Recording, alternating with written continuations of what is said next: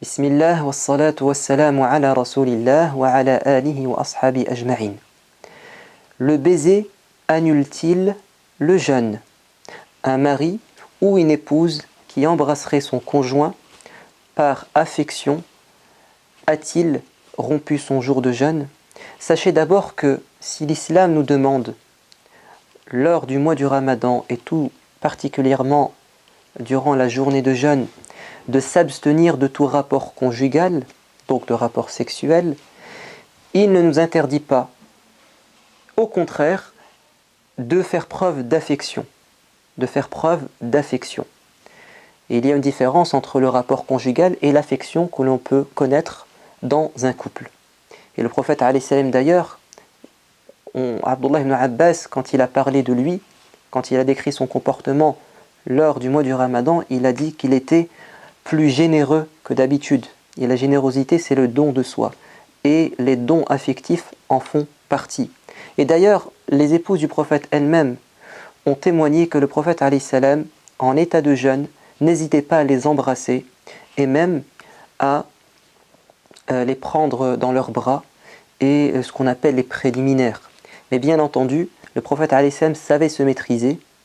C'est pour ça qu'un jour, quand un homme est venu voir le prophète alayhi salam et qu'il a dit au prophète, peut-on embrasser?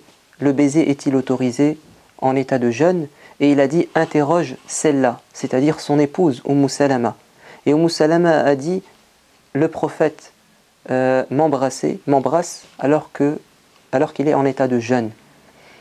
Et l'homme de renchérir ou de dire, mais prophète, toi, Allah t'a pardonné tous tes péchés et tu as une foi, une piété hors du commun. Donc tu es capable de te maîtriser et même si c'est interdit pour nous, pour toi ça serait autorisé parce que tous tes péchés sont pardonnés. Et le prophète a dit non. Il a dit non, je suis celui qui craint le plus Dieu, je suis celui qui est le plus proche de Dieu et pourtant je pratique cela, je fais ceci. Et un jour, Omar ibn al-Khattab est venu voir le prophète, il lui a dit, au prophète, j'ai commis un acte grave en état de jeûne, j'ai embrassé mon épouse. Et le prophète lui a dit, oh Omar, ne t'arrive-t-il pas de mettre de l'eau dans ta bouche, notamment lors de tes ablutions? Il a dit oui. Il a dit, c'est pareil, mettre de l'eau dans sa bouche, ce n'est pas boire, mais c'est l'étape précédente. Embrasser, c'est souvent un préliminaire et c'est ce qui va souvent conduire à autre chose, mais ça reste une étape précédente. On n'est pas dans le rapport conjugal.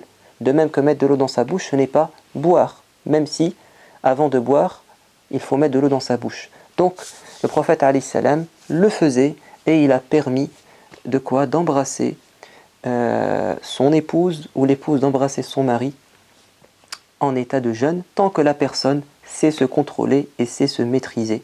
Et on ne va pas s'étaler sur la question, bien qu'il y ait d'autres choses à dire, mais en résumé, c'est quelque chose d'autorisé, à condition que la personne sache ne pas aller plus loin et rompre son jeûne cette fois-ci par un rapport conjugal. Wallahu a'lam, wassalamu alaykum wa rahmatullah.